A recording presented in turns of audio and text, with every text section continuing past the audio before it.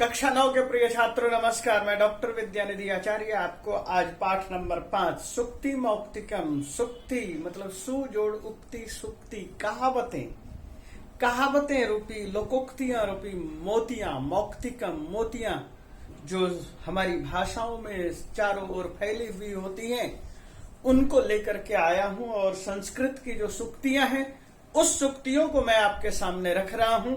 ये सुक्तियां अनेक लोगों के द्वारा लिखी गई है, चाहे वह मनु की है, विदुर नीति की है, चाणक्य नीति से है, अन्य स्थानों से ली गई है, मृच्छकटिकम से ली गई है, नीति वाक्यम से ली गई है, नीति उपदेशों से ली गई है, हितोपदेशों से ली गई है, पंचतंत्र से ली गई है। उन सुक्तियों को आपके सामने मैं रख रहा हूं और इन सुक्तियों को आप पहले देखिए सुक्ति क्या है, उसके बाद हम उसके अर्थ को समझेंगे।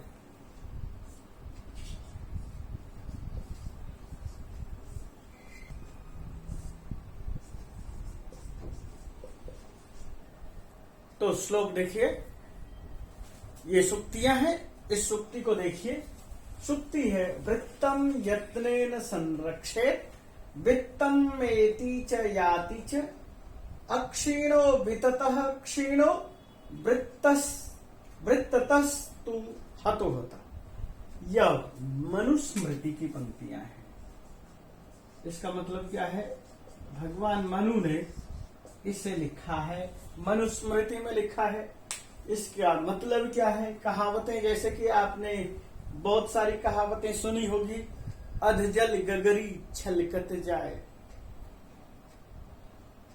नीम हकीम खतरे जान, या फिर खिचड़ी के चार यार दही पापड़ घी अचार, इस तरह की लोकोक्तियां होती है। अंधों में काना राजा, तो ये बहुत तरह की लोकोक्तियां होती है। हिंदी में मैंने ये जैसे लोकोक्तियां सुनाई, ठीक उसी तरह की ये लोकोक्तियां हैं। और लोकोक्तियां में जो है ये क्या प्रचलित कहावत है? वृत्तम यत्नेन संरक्षित। आपका जो वृत्त है, वृत्त होता क्या है? वृत्त मतलब आचार। आपका आचार, आपका दायित्व, आपका आचरण,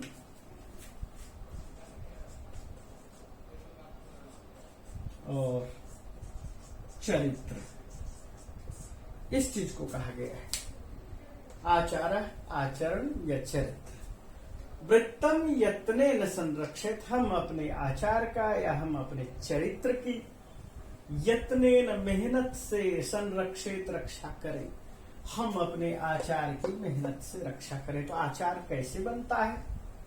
हम किसी काम को करते हैं, एक बार करते हैं, उसी काम को दोबारा करते हैं, उसी काम को तिबारा करते हैं, उसको काम को बार बार करते हैं। और इस तरह से किसी काम को जब हम बार बार करते हैं तो वह हमारे आचरण में हो जाता है, समाहित हो जाता है। वही हमारा चरित्र होता है।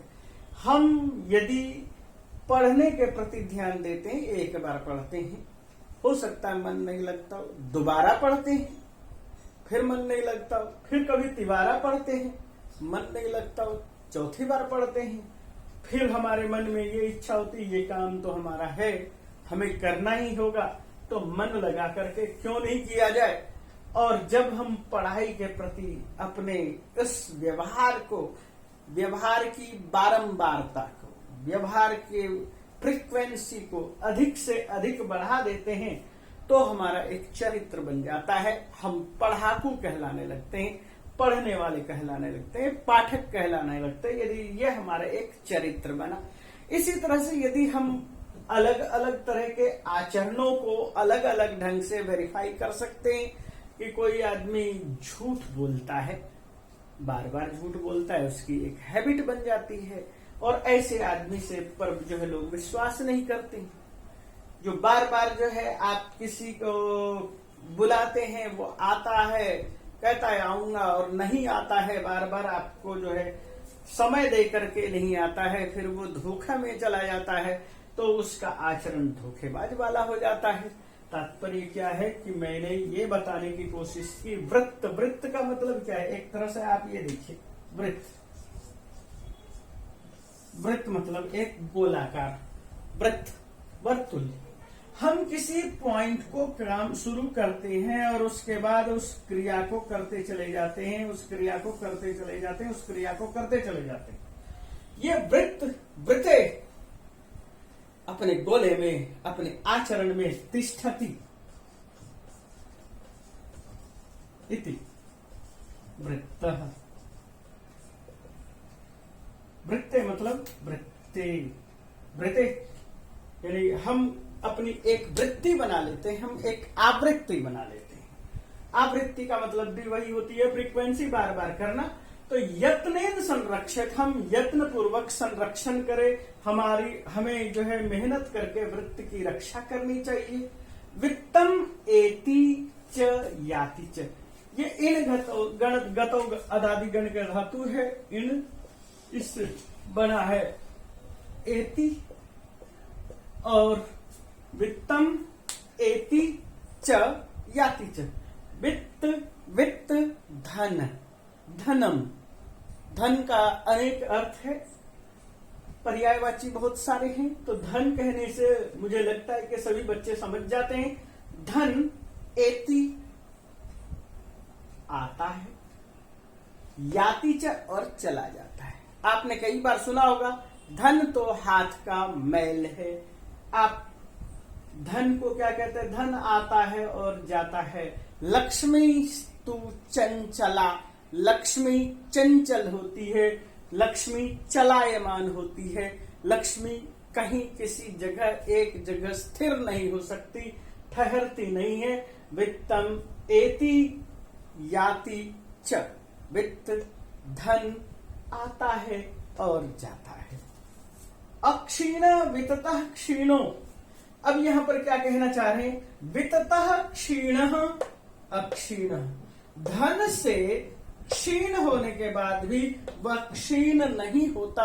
यदि कोई आदमी है और उसके पास धन नहीं है, धन के अभाव से जी रहा है, कमजोर है आर्थिक रूप से, तो वित्ततः क्षीण, धन से आर्थिक रूप से निर्बल होने के बाद भी, दरिद्र होने के बाद भी, अक्षीण, वह अक्षीण है, वह मजबूत है, वह क्षीण नष्ट नहीं कहा जा सकता। अक्षीण उसे नष्ट नहीं कहा जा सकता, यानी कि उसके अंदर अब भी सबलता का पक्ष है। लेकिन वृत्त, वृत्तस्तु हतो हत, जिसका वृत्त चला गया, जिसका आचरण नष्ट हो गया, हतः वह मर गया। तो यहां पर यह बात कहने की कोशिश की गई है, एक वृत्त है और एक धन है। वित्त और वृत्त, इस चीज को समझना है। वृत्त मतलब आचार और वित्त मतलब धन। धन जिसके पास नहीं होता तो आप ज्यादा से ज्यादा क्या कह सकते? निर्धन है, निधन नहीं कह सकते। निधन और निर्धन दोनों में अंतर है।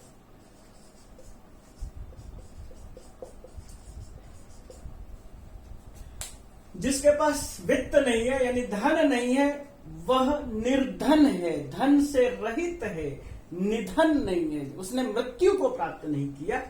और वृत्तः, जिसका आचरण समाप्त हो गया, वह हतः, वह निधन को प्राप्त हो गया। यही भाव है। इसी चीज को जब भी हम किसी श्लोक को पढ़ते हैं तो हम उसका एक अन्वय देते हैं। अन्वय का मतलब यह होता है कि कहावत में क्रिया कहीं और हो सकती है, कर्ता कहीं और हो सकता है, तो हम उसको एक सुव्यवस्थित रूप में रखकर और उसके अर्थ को भली भांति प्रस्तुत करें। तो इसलिए यहाँ कहा गया है, अन्वय लिखा है, वृतम यत्नेन संरक्षित, जैसे कि पंक्ति ऊपर दी हुई है ठीक वैसे के वैसे ही है। तो मूल मकसद यही है, यत्नेन, यत्न से वृत्तम संरक्षित, वृत्त की रक्षा करे, संरक्षण करे, संरक्षित, संरक्षण करे, रक्षा करे। और ये विधिलिंग का रूप है, प्रथम पुरुष एक वचन है। वित्तम एति च याति च, ये सेम वैसे कैसे उतर गया है। वित्त धन तो आता है और जाता, एति इतः यान्ति, एति और याति, या गतौ धातु है, या प्रापणे या गतौ, याति और एति ये इन धातु का रूप है। एति स एति वह जाता है, स याति वह भी जाता आता है। तो वित्त तो आता और जाता रहता है। यहाँ ये कहने की मतलब है का अर्थ है धन आता जाता है, धन हाथ का मैल है। और वित्ततः क्षीण, वित्ततः क्षीण धन से रहित हो जाने के बाद आदमी निर्धन होता है, अक्षीण रहता है, नष्ट नहीं होता। तो वित्ततः क्षीणोपि अक्षीणः भवति, यानी कि निर्बल हो सकता है, मृत नहीं कह सकते। वृत्तस्तस्तु क्षीण, जिसका वृत्त आचार नष्ट हो गया। क्षीण का मतलब है नष्ट होना, और क्षी धातु त प्रत्यय और क को, ये त को न हो गया है, क्षायो वह आदि, पचो वह क्षायो मह आदि से, तो ये क्षायो मह का नहीं है, ये कुछ और रूप है। तो क्षीण, क्षीण होना, और हतो हतः यहाँ दोनों जगह पर जो है त प्रत्यय का रूप है। हतः जो मर गया सो मर गया, इसका कहावत का मतलब यही है, जिसका आचरण नष्ट हो गया वह आदमी भी मर गया। और इसी भाव को लेकर के जब हमने इस चीज को देखा समझा, तो हमारा मूल मकसद क्या है। आप देखते हैं अपने स्कूलों में, कॉलेज में जाते हैं और वहां पर क्या कहते हैं, चरित्र प्रमाण पत्र लेते हैं, कैरेक्टर सर्टिफिकेट लेते हैं। और कैरेक्टर सर्टिफिकेट का मतलब क्या है, आपका आचरण पिछले स्कूलों में, पिछले इंस्टीट्यूट में, पिछले संस्थानों में कैसा रहा, उस चीज को दर्शाने की कोशिश है कि आपका आचरण उत्तम है या नहीं है। आपका आचरण उत्तम कब होता है कि आप अपनी क्रिया को अच्छे ढंग से लगातार करते चलते हैं। तो हम अगला श्लोक देखेंगे। अगला श्लोक इस तरह से है। तो बच्चों ये श्लोक विदुर नीति से लिया गया है। श्रूयताम धर्म सर्वस्वम श्रुत्वा चैवावधार्यताम आत्मनः प्रतिकूलानि परेशान न समाचरेत। जैसे पिछले श्लोक में था आचरेत, संरक्षित, यहाँ सीधा समाचरित शब्द का प्रयोग कर दिया है। यह विदुर नीति का है। विदुर नीति से तात्पर्य है विदुर प्रजागर में यह श्लोक है, और भीष्म पर्व का विदुर प्रजागर हिस्सा है, उसमें ये लिया गया है। विदुर धृतराष्ट्र को समझाते हैं, और समझाते हुए क्या क्या बात करते हैं उसी चीज को लेकर के यहाँ पर एक श्लोक रखा है।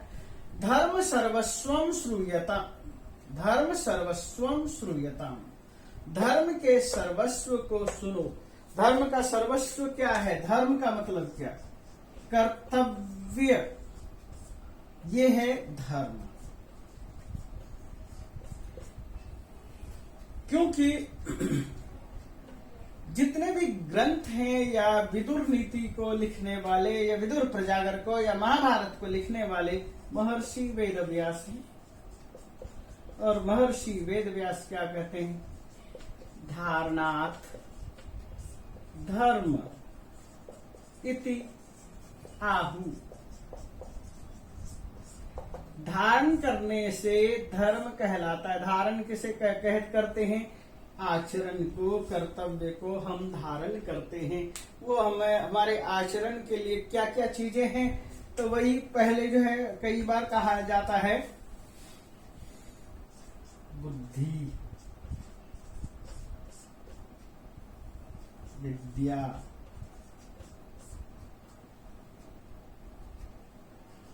धृति,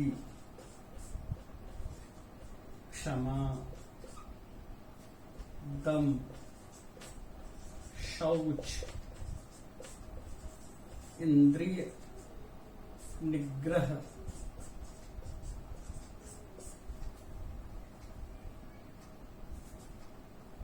सत्य, क्रोध न करना, ये धारण करने की चीज है। ये नैतिक बातें हैं। 1 2 3 4 5 6 7 8 9, धृति, क्षमा, दमोस्तेयम या अस्तेय शब्द छूट गया है।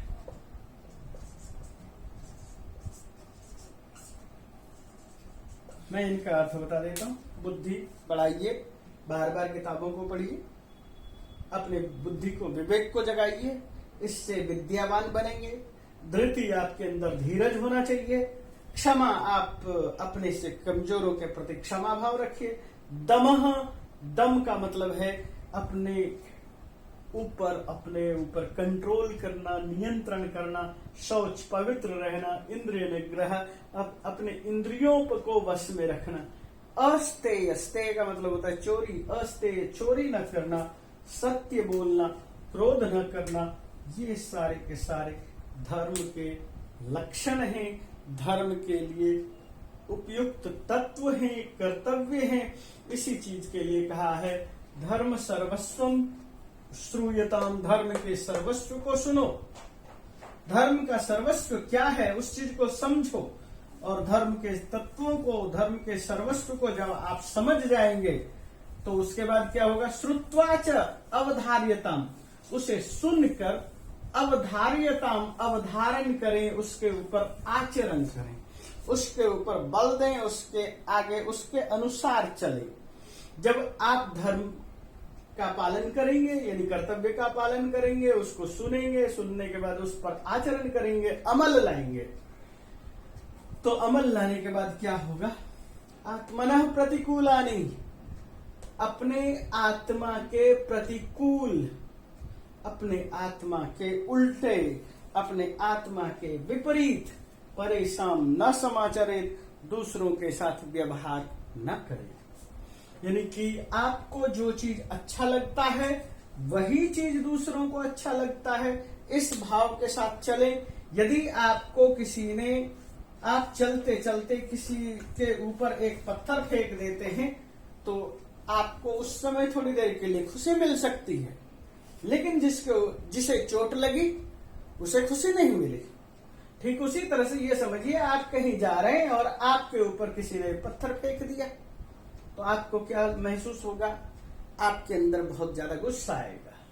तो कहते आत्मना प्रतिकूलानि, जो आत्मा के विपरीत हैं, प्रतिकूल हैं, ऐसा ही चले, परेशान न समाचरे, दूसरों के लिए भी ऐसा न करें। जो आपके अनुकूल है वैसा करे और दूसरों के लिए भी अपने अनुकूल जैसा ही भाव रखें, विपरीत भाव न रखें।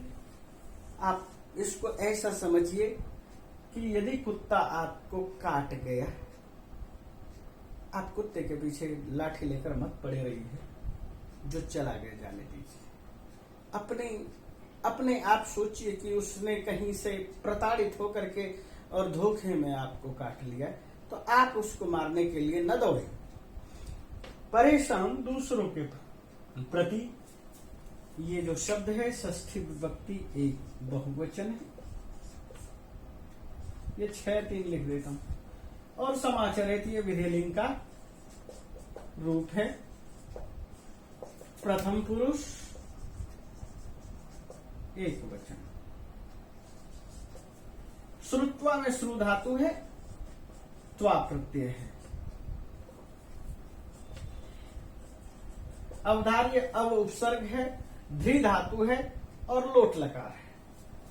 अव ध्री लोट लकार।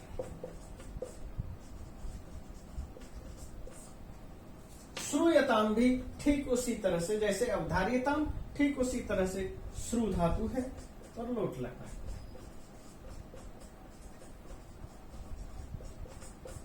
प्रथम पुरुष एक वचन, दोनों जगह ही, श्रूयताम अवधार्यताम। तो इस तरह का प्रयोग है। आत्मन शब्द षष्ठी विभक्ति का एक वचन है और प्रतिकूलानि में द्वितीय विभक्ति का बहुवचन है। तात्पर्य मुझे लगता है कि आपको समझ में आ गए। आपके अपनी आत्मा के अनुकूल चले, दूसरों के अनुसार ना चले। और ये भी बात है कि आप जबरदस्ती किसी पर कोई भी चीज न थोपें और दूसरों को अपनी सुविधा के लिए टॉर्चर न करें, तंग न करें। प्रतिकूल व्यवहार न करें। जैसा आप अपनी आत्मा के लिए अच्छा व्यवहार चाहते हैं कि दूसरे लोग आपके साथ अच्छा व्यवहार करें, तो आप भी दूसरों के साथ वैसा ही व्यवहार करें। इसी भाव को लेकर के विदुर ने धृतराष्ट्र को समझाया है। इसलिए अब हम अगला श्लोक देखते हैं। अगले श्लोक में चाणक्य क्या कहते। तो बच्चों ये श्लोक देखिए, ये चाणक्य नीति का श्लोक है। आपने चाणक्य बहुत बार सुना होगा। चाणक्य कौन था? आपको यदि हम ये कहें तो आपको यह चीज याद रखना पड़ेगा। 326 BC वहां पर चाणक्य और चंद्रगुप्त ने मिलकर के चाणक्य ने चंद्रगुप्त को किंग बनाया, किंग मेकर था। इसने अलेक्जेंडर ये यहाँ पर गद्दी पर बैठे महानंद या घनानंद महापद्मनंद, उसको नष्ट करके वह गद्दी पर बैठा और उसकी राजधानी का नाम था, राज्य का नाम था मगध और राजधानी का नाम था पाटलिपुत्र। और इस चाणक्य चंद्रगुप्त ने मिलकर ईरान तक पर शासन किया। ईरान से लेकर म्यांमार तक और साउथ इंडिया तक, नॉर्थ इंडिया से उत्तर भारत से दक्षिण भारत तक सर्वाधिक भारत के क्षेत्रों पर शासन किया। तो ये थे चंद्रगुप्त। चंद्रगुप्त को सेंट्रोकट्स भी इंग्लिश में बोलते हैं। तो ये चीज याद रखिए कि इसका निर्माता कौन है? चाणक्य है। और चाणक्य की पंक्तियां क्या है? चाणक्य नीति पुस्तक का नाम है। और चाणक्य नीति के में ये वाक्य लिखा है, प्रिय वाक्य प्रदानेन, प्रिय वाक्य बोलने में सर्वे तुष्यंति जंतवः, सर्वे जंतवः प्रिय वाक्य प्रदानेन तुष्यंति, सभी जंतु, जंतु का बहुवचन है जंतवः। ये देखिए जंतु, साधु साधु साधव, जंतु जंतु जंतव, ये बहुवचन है। ये प्रथमा का बहुवचन है। सर्वे भी प्रथमा का बहुवचन है। तुष्यंति भी बहुवचन का स्वरूप है, सर्वे करता है। जंतवः सर्वे, इस जंतवः को का विशेषण है। सर्वे जंतवः प्रिय वाक्य प्रदानेन, अच्छे वचन के बोलने से, तुष्यंति तुष्ट होते हैं, संतुष्ट होते हैं। इसलिए तस्मात्, इसलिए तत् एव तदेव, वही वक्तव्यम बोलना चाहिए। हमें जो सामने वाले को जो पसंद है हमें वही बात रखनी चाहिए। हम अपनी बातें ज्यादा ना रखें। यही इसका उद्देश्य है कि यदि सामने वाले को प्रिय वचन ही चाहिए तो आप अप्रिय वचन ना बोले।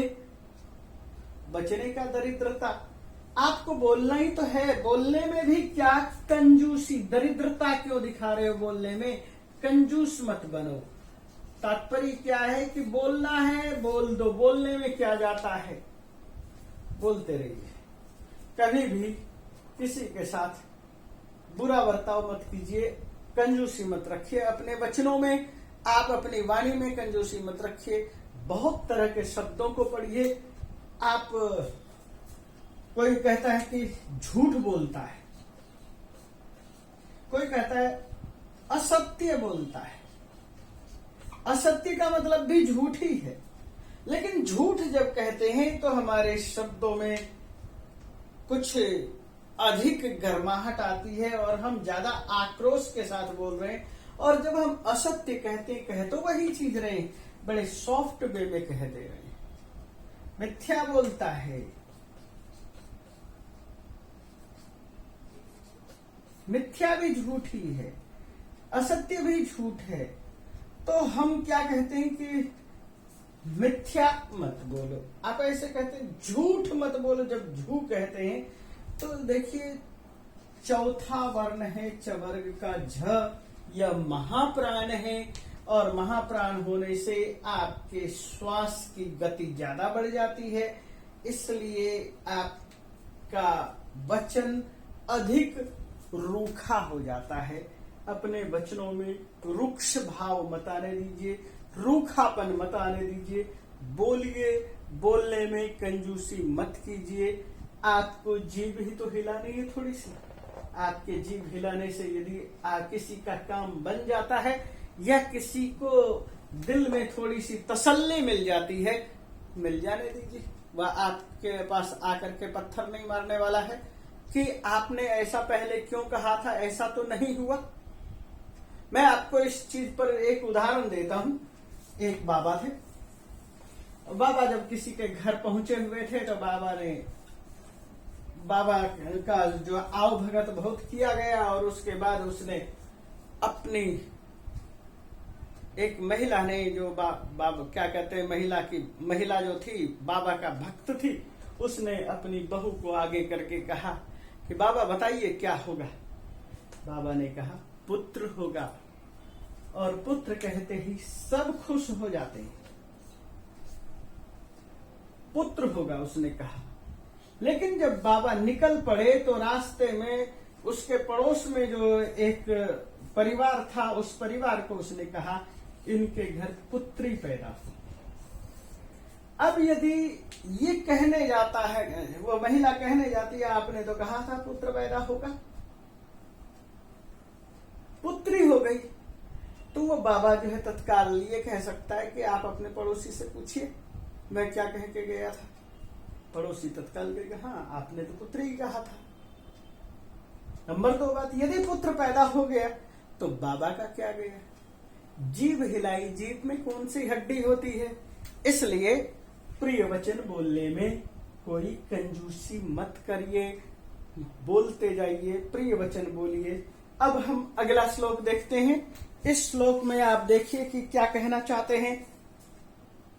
हेलो, इस श्लोक को देखिए कालिदास क्या कहते हैं।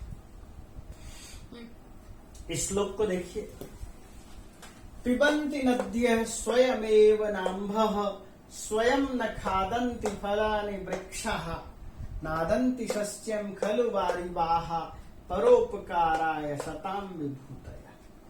यह महान कवि कालिदास की रचना से ली गई है। कवि कुल गुरु कहलाते हैं कालिदास, कवि कुल गुरु, ये इनका क्या कहते हैं, एक तरह से लब्ध प्रतिष्ठा के तौर पर है, ख्यात नाम है।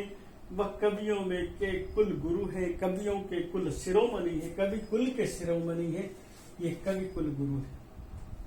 तो कवि ये इन्होंने जो लिखा है अभिज्ञान शाकुंतलम में ये वाक्य लिखा है, तो अन्वय हम क्या कर लेते हैं। नद्यः, नदी का बहुवचन है नद्यः, नदी, नद्यौ, नद्यः। हम इस तरह से रूप देखते हैं। नद्यः बहुवचन हो गया, इसलिए कर्ता ये है और क्रिया बहुवचन है। नद्यः नदियां, स्वयं एव अपने आप ही, अंभ न पिबंती, यही कहा गया। नद्यः स्वयमेव अंभ न पिबंती, ये हमने उसको क्रम से लिख दिया। नदियां स्वयं अपने जल को, अंभ का मतलब होता है पानी को, जल को, न पिबंती नहीं पीती हैं। नदियां अपना पानी स्वयं नहीं पीती हैं। स्वयं न खादन्ति फलानि वृक्षा, वृक्षा स्वयं फलानि न खादन्ति, वृक्ष भी अपने आप फल नहीं खाते। जैसे नदियां अपना पानी स्वयं नहीं पीती, पेड़ भी अपने फलों को अपने आप नहीं खाते हैं। वारिवाहा, वारिवाहा का मतलब है बादल, मेघ, मेघ जो है खलु सस्यम न अदंती, जो वारिवाह है, खेती कर, जो खेत में पानी देने वाला बादल है, वह सस्य में, फसलों में को न अदंती नहीं खाते हैं। सताम विभूतयः अति अत्तः अदंती, ये रूप है। अदभक्षणे धातु का रूप है। अति अत्तः अदंती, ये इस तरह से देखिए। अति अत्तः और नेक्स्ट अदंती। अति अदभक्षणे धातु है, अदादिगण की धातु।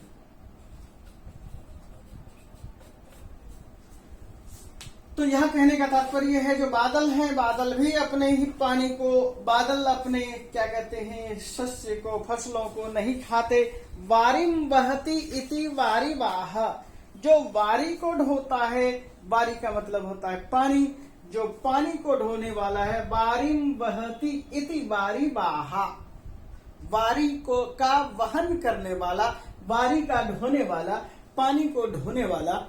आकाश में मेघ का काम यही है, एक जगह से दूसरी जगह पानी को ले जाता है। भूमध्य सागरीय एरिया से पानी को लेकर के पूरे भारत में पानी फैला देता है। वारीवाह का यही काम है। वह सस्यम न अदंती, वह सस्य को नहीं खाते, वे फसलों को नष्ट नहीं करते, वे फसलों को स्वयं नुकसान नहीं पहुंचाते। सताम विभूतय, सज्जनों की में जो विभूति लोग होते हैं, विभूति का बहुवचन विभूत है। विभूति, विभूति और विभूतय, ये बहुवचन का रूप है। सताम सज्जनों में विभूतयः परोपकाराय एव भवन्ति, जो विभूति लोग होते हैं, जो एक खास मर्यादा के साथ चलने वाले लोग होते हैं, वह समृद्धिशाली लोग होते हैं, वो धन से समृद्ध होते हैं, ज्ञान से समृद्ध होते हैं, बल से समृद्ध होते हैं। वे जो इस तरह के लोग होते हैं सज्जन होते हैं, और वे परोपकाराय एव, परोपकार के लिए ही अपने काम को करते हैं। आपने कई बार सुना होगा, प्राचीन काल में जैसे अनेक स्थानों पर प्याऊ बनाए जाते थे, धर्मशाला बनाया जाता था, और आज के दौर में भी इस तरह से बहुत सारे लोग अन्न बांट रहे हैं, अन्न खिला रहे हैं। अभी पिछले दिनों जब पेंडेमिक था, पेंडेमिक में बहुत से लोगों ने आगे बढ़ करके लोगों की मदद करने की कोशिश की। उनमें से एक नाम सोनू सूद भी आपने सुना होगा कि उसने भी बहुत सारे लोगों की मदद की। तो कहने का मतलब है जो परोपकार वृत्ति वाले लोग होते हैं, विभूति होते हैं, समृद्धि होते हैं, मानसिक रूप से जो समृद्ध होते हैं, धन से समृद्ध होते हैं, उनका जीवन परोपकार आए, परोपकार के लिए होते हैं। वह परोपकार के लिए ही हर काम को करते हैं। परोपकार ही उनका महत्वपूर्ण धन है। इसी चीज को कहा जाता है अधना धनम इच्छन्ति, धनमानम च मध्यमा। जो अधम लोग होते हैं वह धन की चाहत रखते हैं, और जो मध्यम किस्म के लोग होते हैं धन और मान की रक्षा, मान चाहते हैं। उत्तमा मानम इच्छन्ति, जो उत्तम पुरुष के लोग होते हैं, उत्तम लोग होते हैं, उत्कृष्ट लोग होते हैं, बहुत अच्छे इंसान लोग होते हैं, वे केवल मान चाहते हैं। मानो ही महताम धनम, महताम सज्जनानाम धनम मान एव, मान ही है लोगों को परोपकार के माध्यम से संतुष्ट करना ही उनका लक्ष्य है।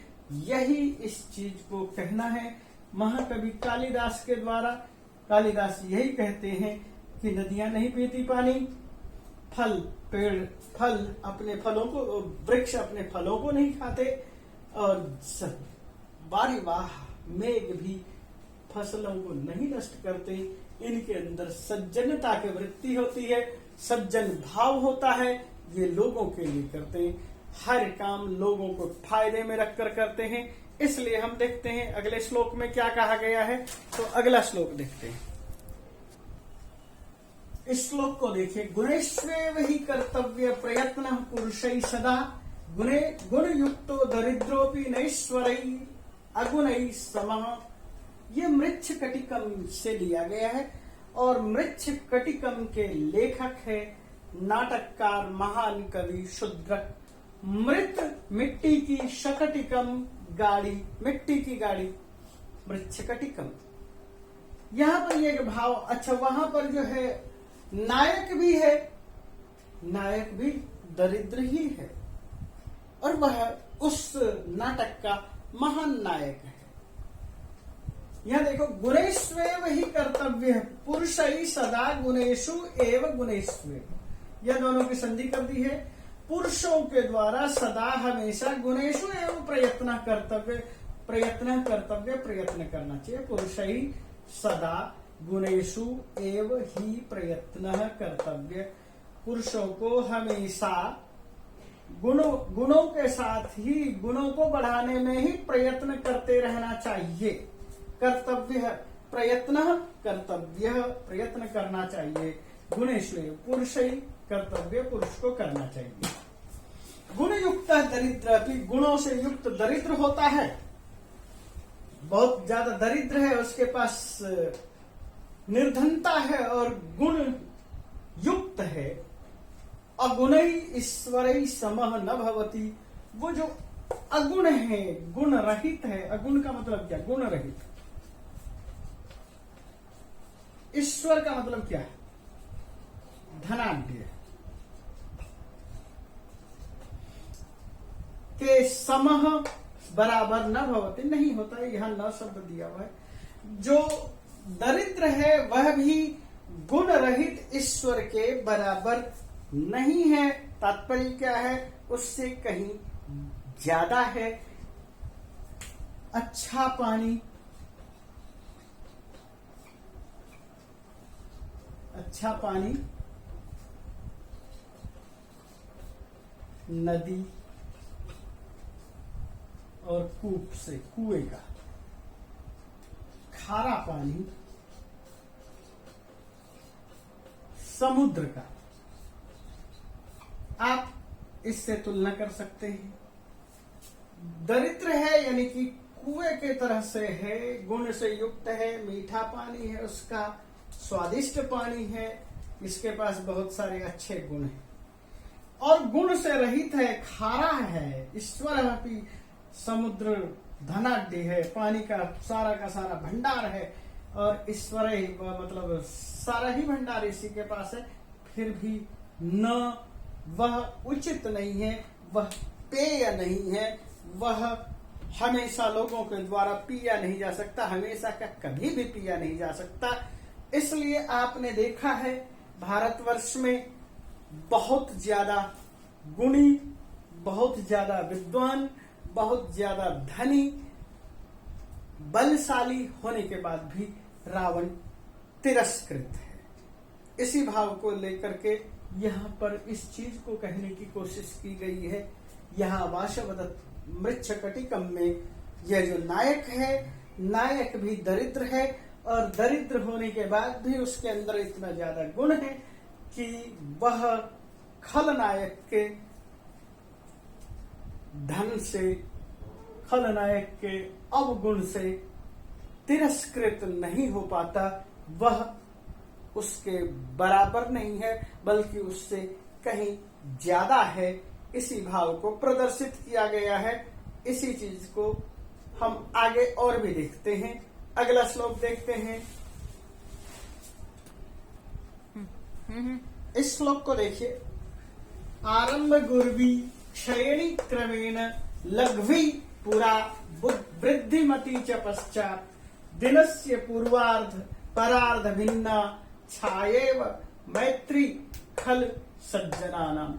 ये खल है, खल सज्जनानाम, खल और सज्जनों की मैत्री इस तरह से होती है। ये श्लोक लिया गया नीति शतकम से।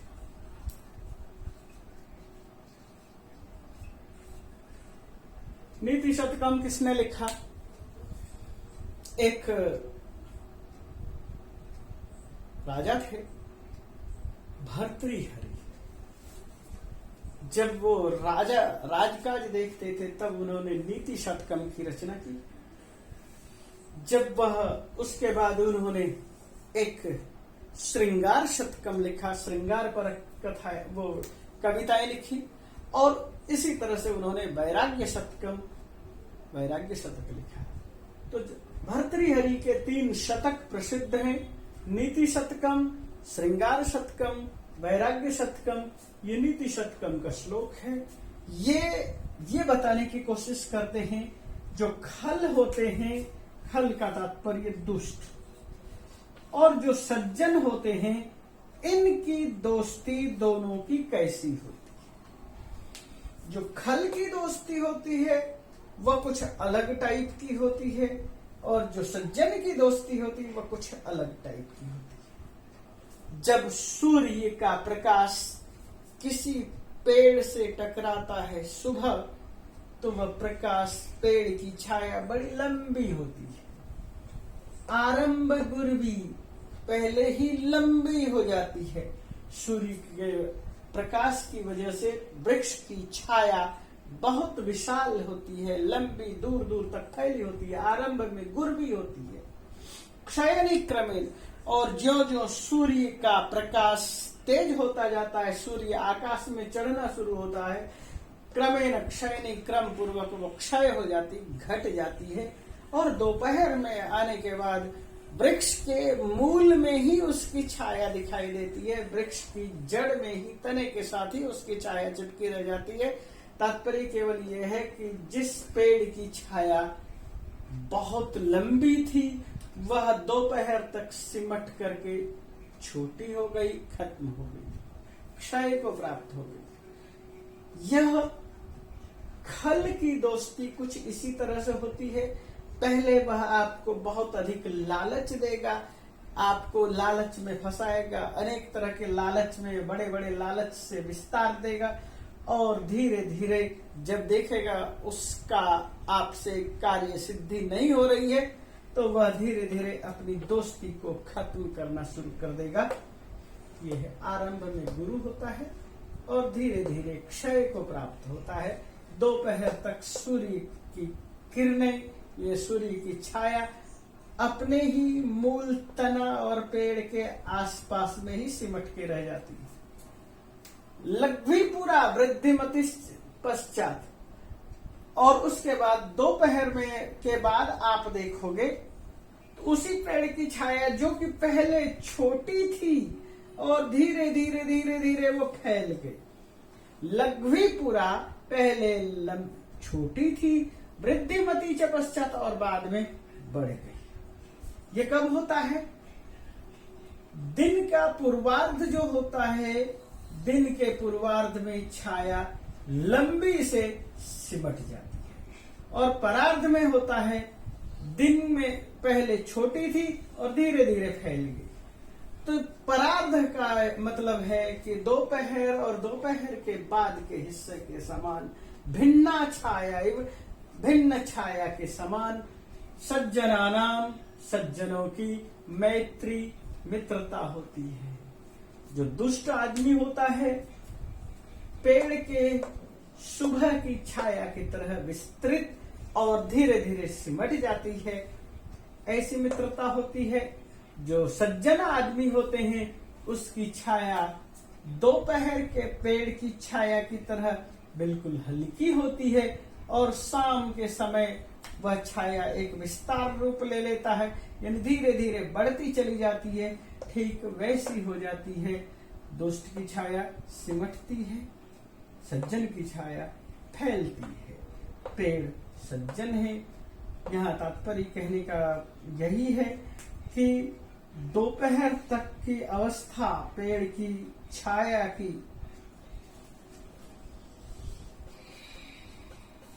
दुष्ट भाव को प्रदर्शित करता है, और दोपहर के बाद जो एक छोटा सा पॉइंट है और धीरे धीरे वही छाया फैलते फैलते बहुत लंबी हो जाती है, वह परार्ध, दिन के परार्ध भाग की छाया है। वह सज्जनानाम मैत्री भवती, ऐसी सज्जनों की दोस्ती होती है।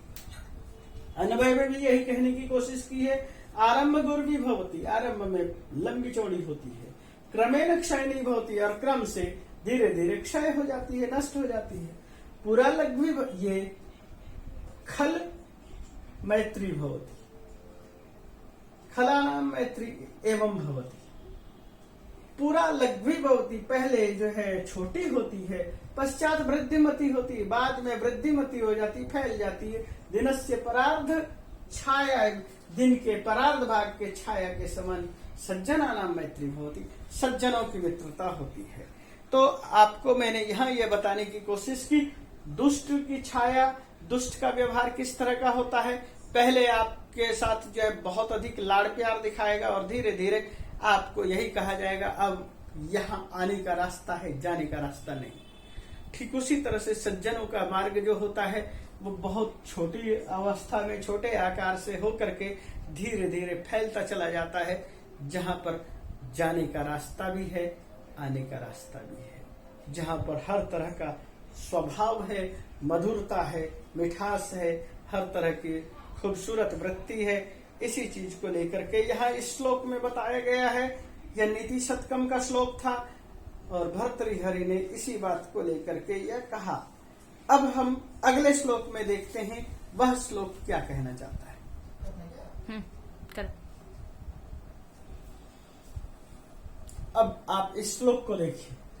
यत्रापि कुत्रापि गता भवेयु हंसा महिम मंडल मंडनाय हानिस्तु तेषां सरोवराणाम येषां मरालय सविप्रयोग। यह भामिनी विलास से लिया गया है। यह क्या कह रहे हैं, यत्र जोड़ अपि यत्रापि दीर्घ संधि है, कुत्र जोड़ अपि कुत्रापि दीर्घ संधि है। इस चीज को यहाँ पर देख सकते हैं, यत्र प्लस अपि और कुत्र प्लस अपि, यत्रापि और कुत्रापि। जहां भी कहीं भी हंसा हंसा हंस, यत्रापि कुत्रापि महिमा महिमंडल मंडनाय। महिमंडल, मही का मतलब होता है धरती, धरती के मंडलाय, धरती मंडल के, धरती के संपूर्ण धरती मंडल के मंडलाय, मंडन के लिए, सजाने के लिए, अपने आप के माध्यम से धरती का एक तरह से खूबसूरत सा एक हंस सज्जा का साधन है।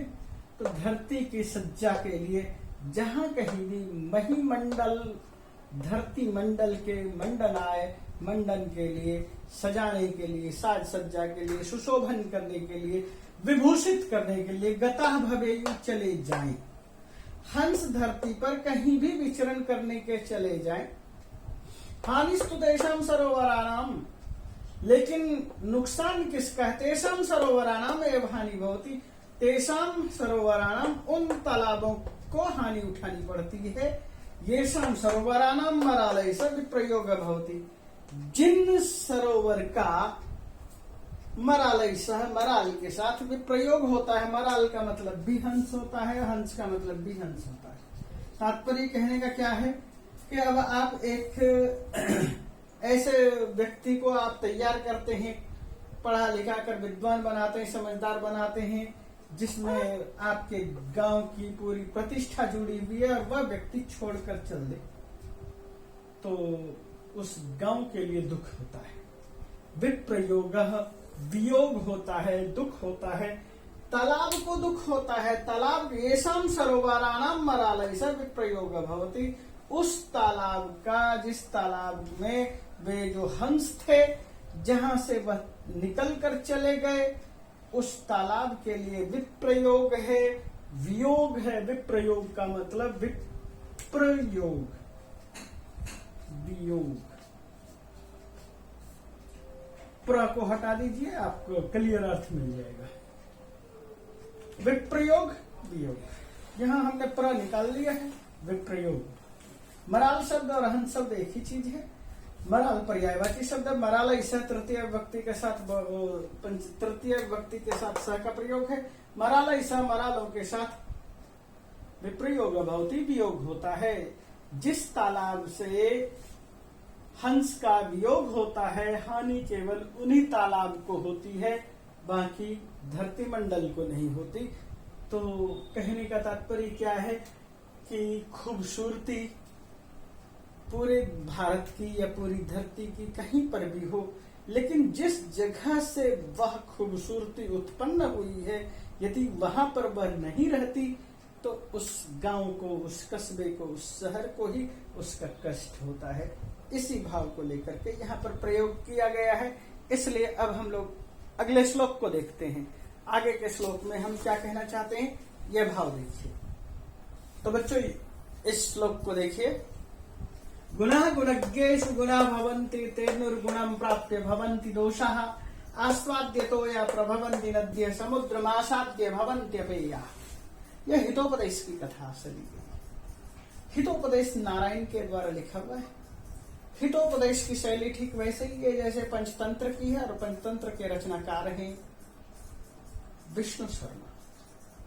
तात्पर्य है विष्णु शर्मा ने जो पंचतंत्र के माध्यम से जो ख्याति प्राप्त की, उसी चीज को देख करके नारायण ने हितोपदेश की रचना की और वही शैली अपनाई, उसी तरह के कथा को तैयार किया, उसी तरह से श्लोकों को इकट्ठा किया और कथा संकलन इसने कहा।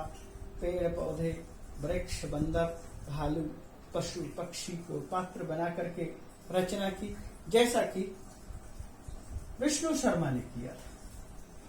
तो यहां पर भी यही देखते हैं, गुणः गुणज्ञेषु गुणा भवन्ति, गुणः गुणज्ञेषु गुणः गुणा भवन्ति।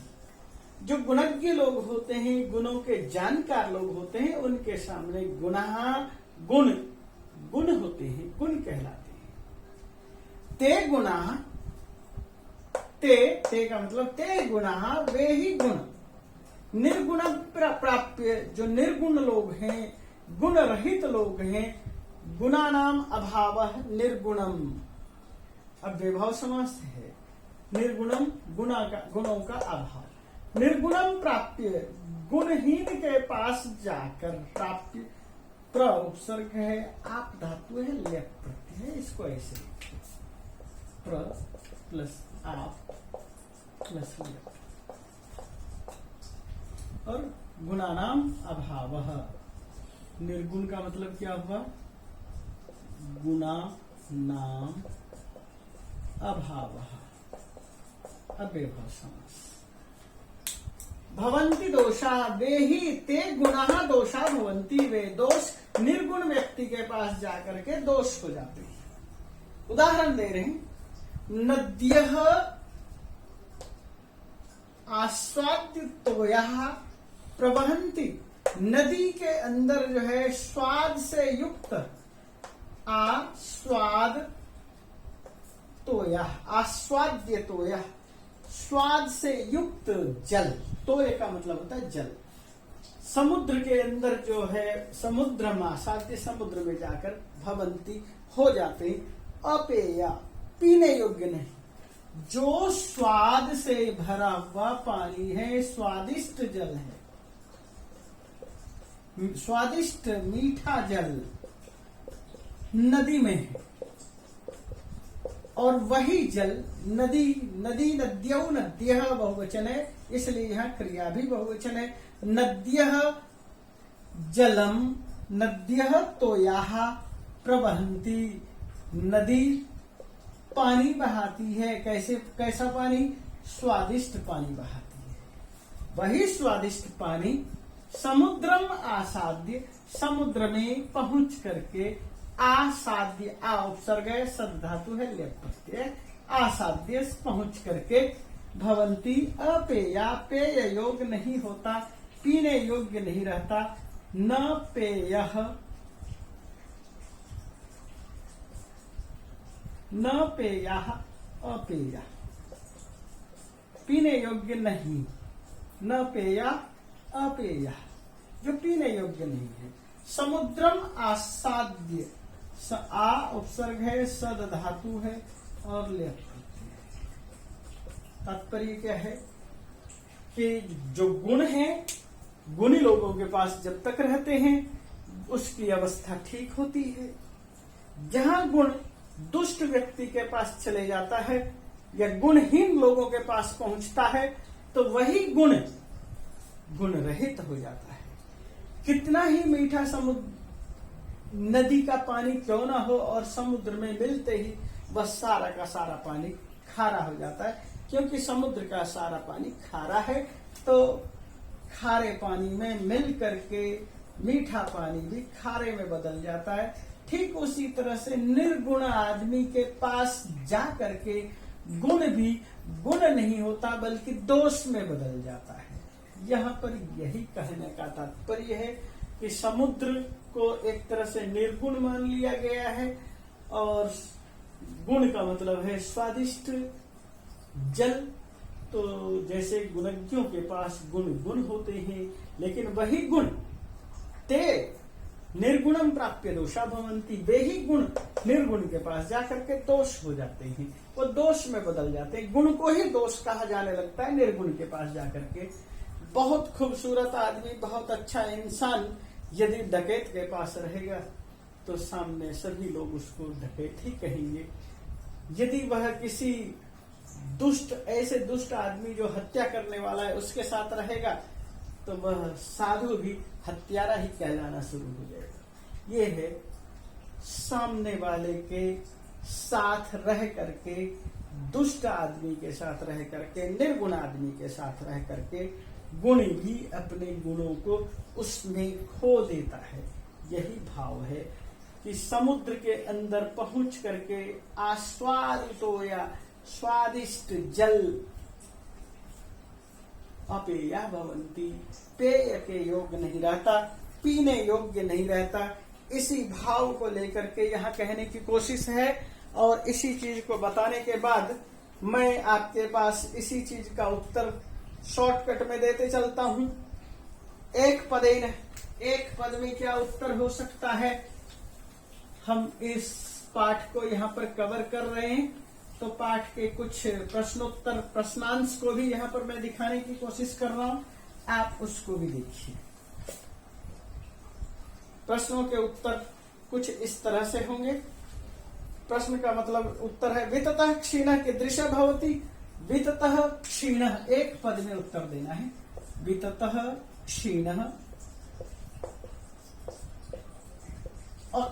विततः क्षीणः अक्षीणः भवति। वित्त से क्षीण भी अक्षीण रहता है, नष्ट नहीं होता। और क्या कहते हैं, कस्य प्रतिकूलानि कार्याणि परेशान न समाचरेत आत्मनः। ख नंबर पर क्या लिखेंगे, आत्मनः प्रतिकूलानि, आत्मा के प्रतिकूल। नेक्स्ट क्या कहेंगे, कुत्र दरिद्रता न भवेत, वचने दरिद्रता न भवेत। वचन में, आपकी वाणी में दरिद्रता नहीं होती। वृक्षा स्वयं काली न खादंती, वृक्षा स्वयं फलानि न खादंती। वृक्ष अपने आप पेड़ फलों को नहीं खाते हैं। का पुरा लघ्वी भवती, वृक्षस्य छाया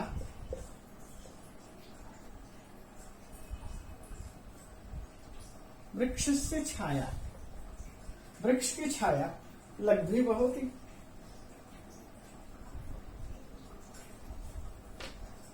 कदा पुरा। आगे यदि हम एक वाक्य में उत्तर देखना चाहेंगे, प्रयत्नेन किम रक्षेत वित्तम वृत्तम वा, तो हम क्या कहेंगे, प्रयत्नेन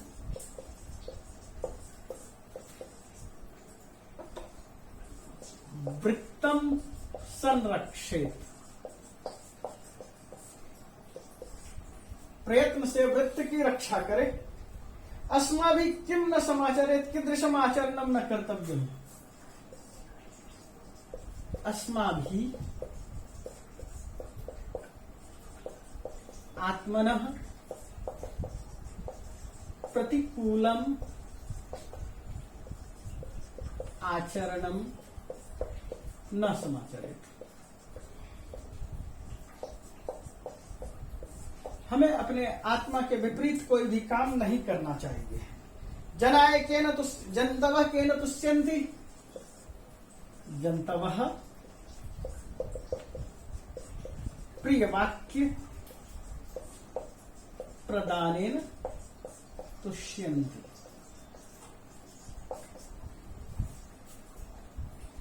आगे क्या है, सरोवराणां हानि कदा भवति, सज्जनानां मैत्री कीदृशी भवति। सज्जनानां मैत्री वृक्षस्य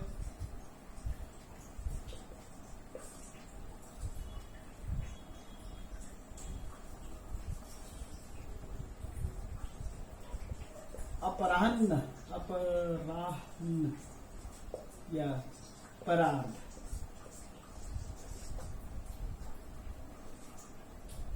परार्ध भागस्य वृक्षस्य छायैव भवति। सज्जनों की मित्रता अपराह्न यानी दोपहर के यानी परार्ध भाग के वृक्षस्य छाया एव भवति, छाया के समान होती है। सरोवराणां हानि कदा भवति? यदा मरालाः अन्यत्र उड्डयन्ते तदा सरोवराणां हानि भवति। जब मराल यानी हंस इधर उधर उड़कर चले जाते हैं तब हानि होती है। तो इसी भाव को लेकर के हम आगे के ये प्रश्नोत्तर था। इस प्रश्नोत्तर के बाद हमें मिलान करना है आस्वाद्य नद्य के साथ मिलाएंगे। गुण युक्त दिनस्य पूर्वार्ध दिनस्य परार्ध खलु खलानाम, और दिनस्य पूर्वार्ध को हम क्या लिखेंगे? खलानाम मैत्री। दिनस्य परार्ध को लिखेंगे सज्जनानाम मैत्री। और गुण युक्त दरिद्र के साथ मिलान कर लेंगे। तो इस तरह से हमारा ये भी कंप्लीट हो जाएगा। इसके अतिरिक्त आरंभ गुरुवीक्षयनी क्रमेण आप इस श्लोकों को यहाँ से देख सकते हैं। प्रिय वाक्य प्रदानेन, इसका भी भाव हमने यहाँ पर स्पष्ट कर दिया है बहुत अच्छी तरह से, आप इसको देख सकते हैं। भिन्न प्रकृतिकम पदम चित्वा लिखता, और भिन्न प्रकृति से युक्त पद को चिन्हित करके लिखना है। और आप इसमें देखेंगे क्या मिलेगा? वक्तव्यम, कर्तव्यम, सर्वस्वम, हंतव्यम, भिन्न स्वभाव।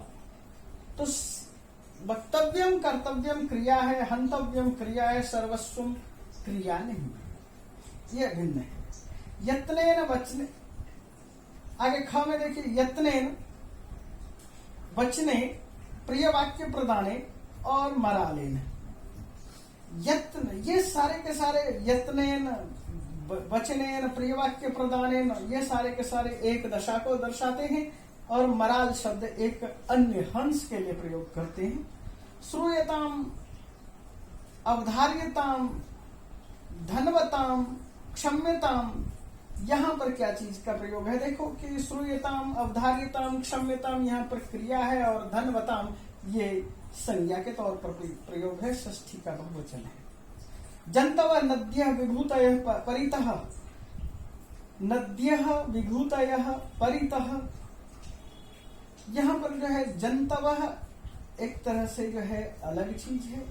नद्यः विभूतयः और परितः अव्यय पद है। आप एक तरह से ये लीजिए कि परितः अव्यय है, ये प्रथम है।